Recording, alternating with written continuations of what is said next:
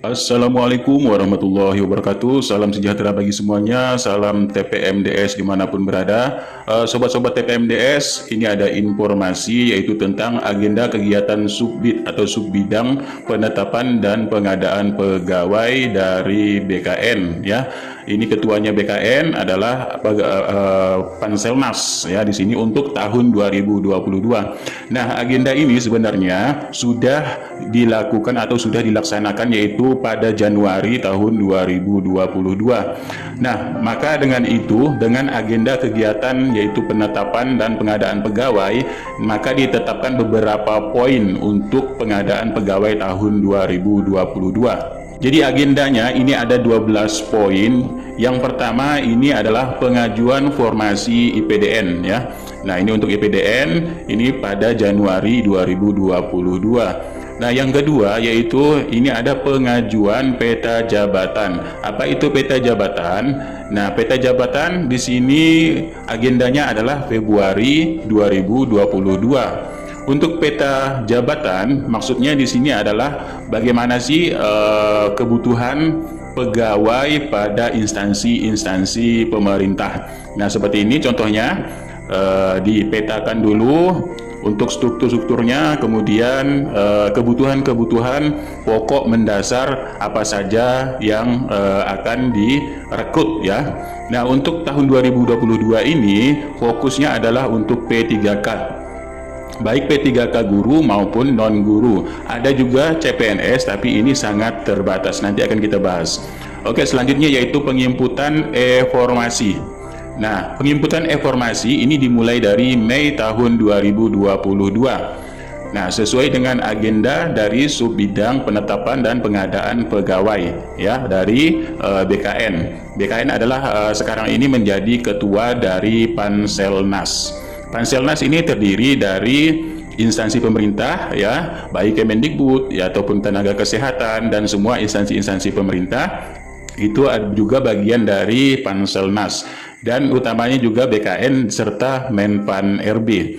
Nah, yang untuk penginputan e-formasi ini sudah dimulai Mei tahun 2022. Bagaimana penginputan e-formasi? Penginputan e-formasi di sini adalah untuk ke Menpan RB. Nah, seperti pada contoh di sini ini adalah untuk kebutuhan ASN tahun 2022. Nah, di sini hanya cukup contoh saja ya. Nah, beginilah e-formasi ataupun untuk penginputan kebutuhan ASN tahun 2022.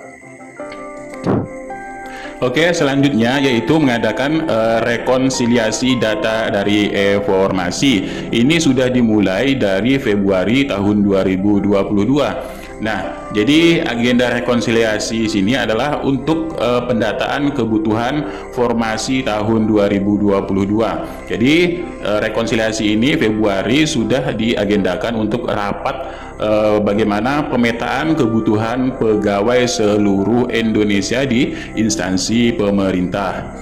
Nah, selanjutnya ini ada pemberkasan usul NIP P3K. Ya, pemberkasan usul NIP P3K ini dimulai Januari tahun 2022 seperti saat ini yang sudah dilaksanakan, dan pembagian SK ya.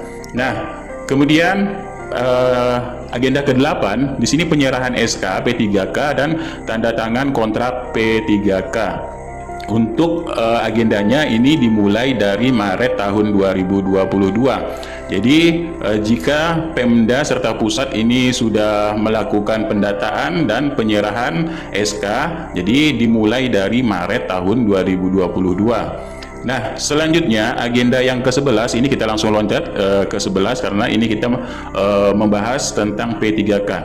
Nah, yang ke-11 ini adalah penyampaian formasi tahun anggaran 2022.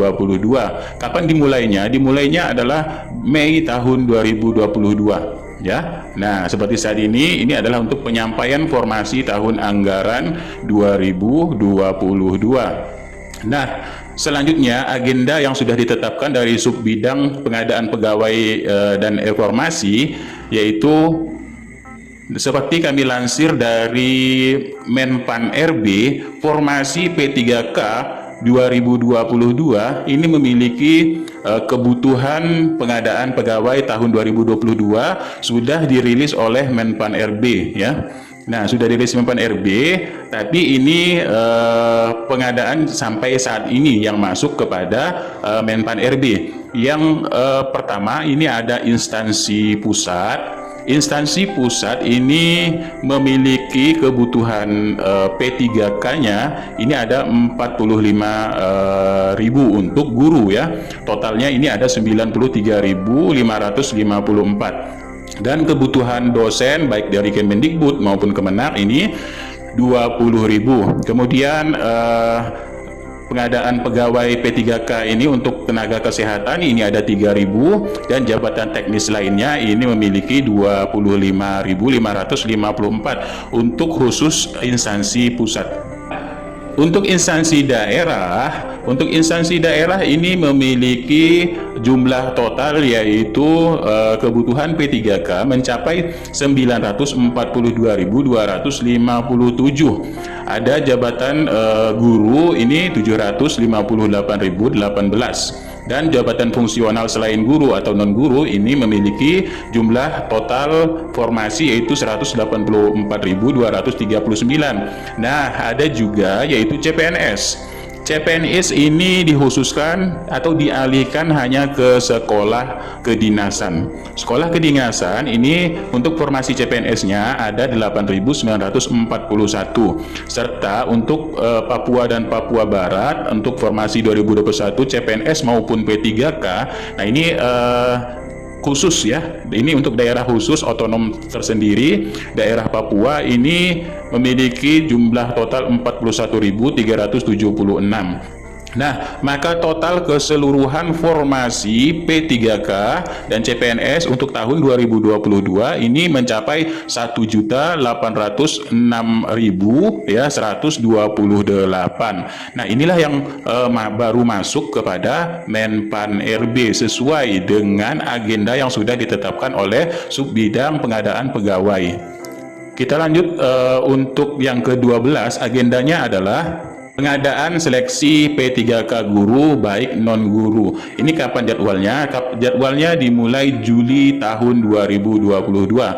Nah, kami ingatkan kembali ya, untuk agenda pengadaan seleksi P3K guru dan non-guru ini dimulai Juli 2022 jika tidak ada halangan sesuai dengan apa yang sudah disepakati, apa yang sudah ditetapkan oleh Panselnas ke bagian subbidang pengadaan pegawai. Ini dimulai dengan Juli tahun 2022. Nah, jadi saat ini menurut keterangan dari Sekretaris Dirjen Guru dan Tenaga Kependidikan Sesdirjen Nunuk Suryani, beliau telah mengadakan rapat pada Panselnas juga. Jadi kata beliau di sini, ini mungkin banyak yang sudah tahu ya dengan informasi ini. Saat ini sedang mempersiapkan yaitu untuk pengadaan tahun 2022. Petunjuk teknis dari Kemenpan RB ini banyak yang berubah dan hal-hal baru yang akan ditetapkan. Maka Ibu Nunuk Suryani selaku Sekretaris Dirjen ini juga bagian dari Panselnas juga Kemendikbud ya. Jadi tahapan sampai saat ini adalah untuk finalisasi kebijakan dari Menpan RB. Ya, finalisasi kebijakan Menpan RB. Jadi sedang digodok sedemikian rupa untuk melahirkan Menpan RB baru yang akan dikeluarkan untuk pengadaan pegawai pemerintah dengan perjanjian kerja tahun 2022. Nah, itulah serangkaian agenda untuk pengadaan ASN baik P3K maupun CPNS tahun 2022 sesuai dengan hasil dari rapat Panselnas ya, dan sesuai dengan apa yang disampaikan oleh Subbidang yaitu kepegawaian untuk pengadaan pegawai pemerintah ya. Nah, Begitulah sedikit informasi dari kami. Mudah-mudahan ini sedikit membawa manfaat. Jika ini ada manfaatnya, mohon doa dan dukungannya selalu agar kami akan selalu mengabarkan info-info untuk pengadaan P3K atau ASN tahun 2022. Oke, sekian terima kasih. Billahi taufiq wal hidayah. Wassalamualaikum warahmatullahi wabarakatuh. Salam sejahtera, salam sehat selalu bagi sobat-sobat TPMDS dimanapun berada.